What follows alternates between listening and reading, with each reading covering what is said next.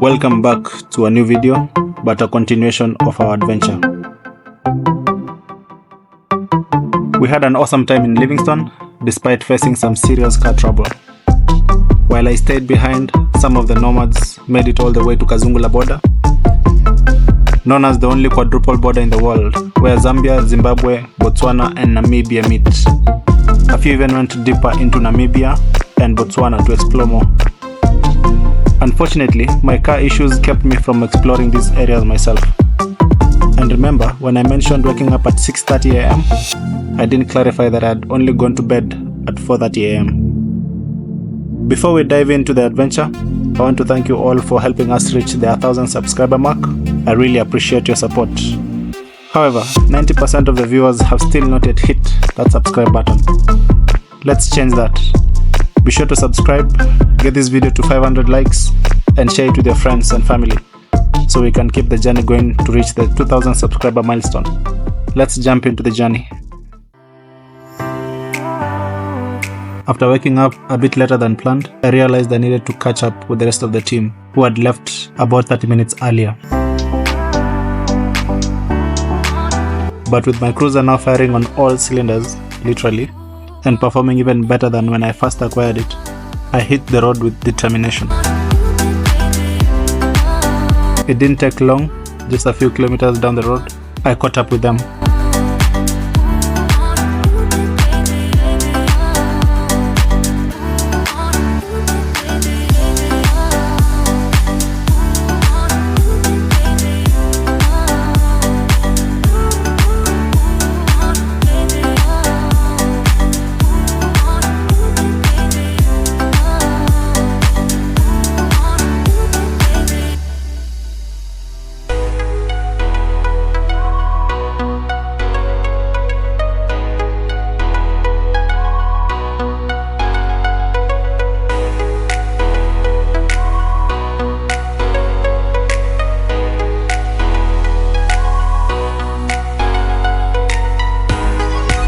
On our journey back to Lusaka, we drove through several rural communities, each offering its own unique road experiences. One of the most surprising sights was the numerous vendors lined up along the highway, selling a local delicacy, rat barbecue. It's a common snack in some of the parts of the region, and while it might seem unusual to some, it's a tradition that many locals enjoy.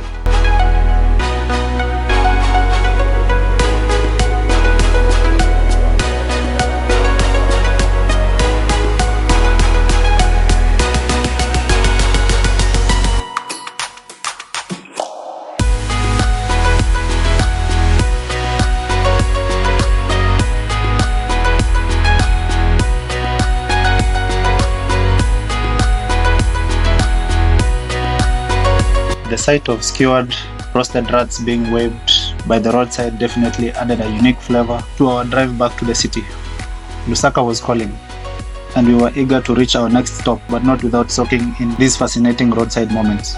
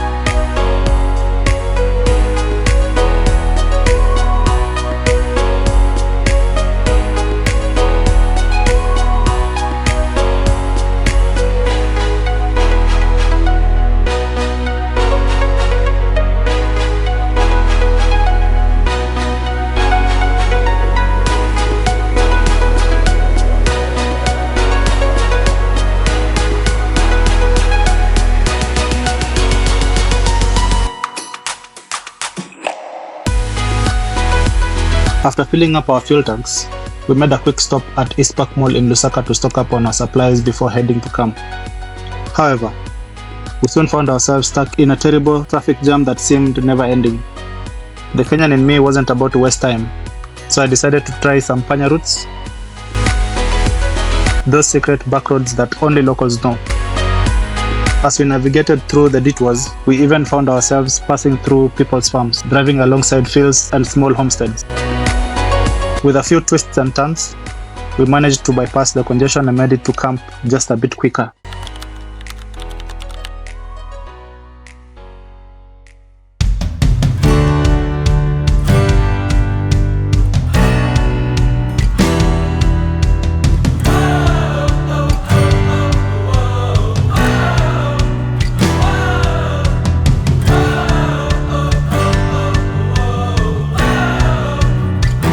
We woke up early, ready to tackle the long drive of over 720 kilometers, which would take us across a mix of good and bad roads.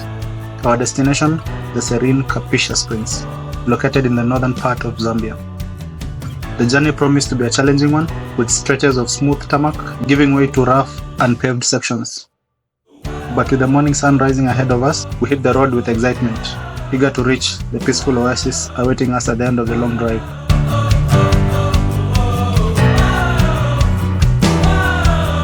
So we have stopped by the Fig Tree Cafe on our way, just to pick up breakfast before we head out.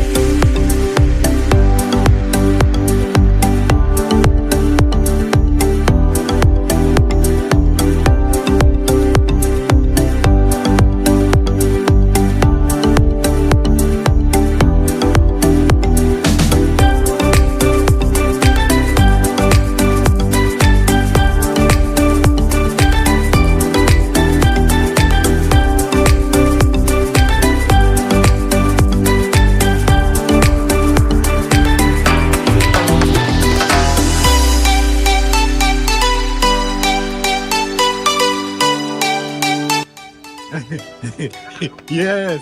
Huh? We are here.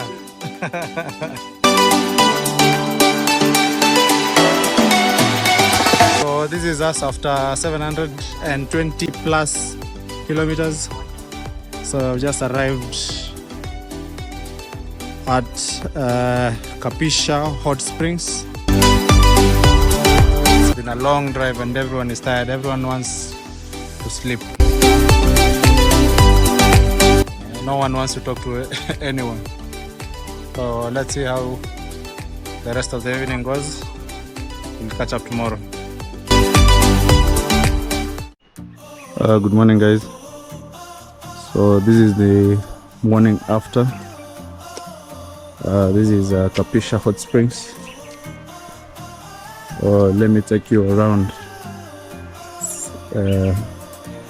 It looks like a nice place.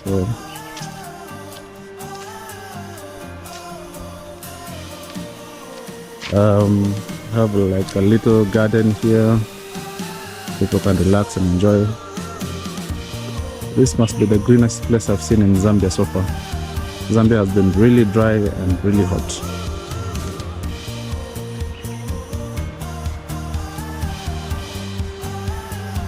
Not sure what this river is or whether it forms part of the hot springs, but we'll find out. Let me show you around.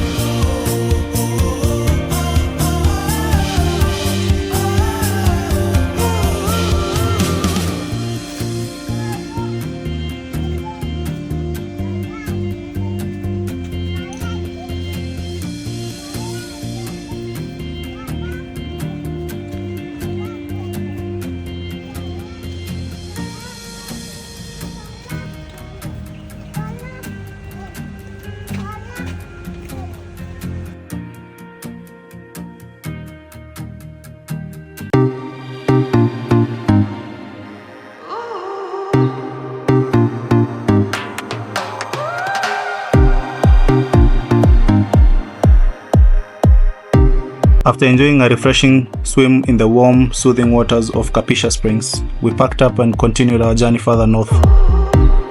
Our next destination was Lake Tanganyika, specifically the Zambian side of this magnificent lake. The drive was long, and truth be told, not much to see along the way, mostly dry landscapes with quiet stretches of the road. But just as we were starting to feel the wear of the journey, we were treated to a stunning sunset that painted the sky with vibrant hues of orange and pink, offering a beautiful end to an otherwise uneventful drive.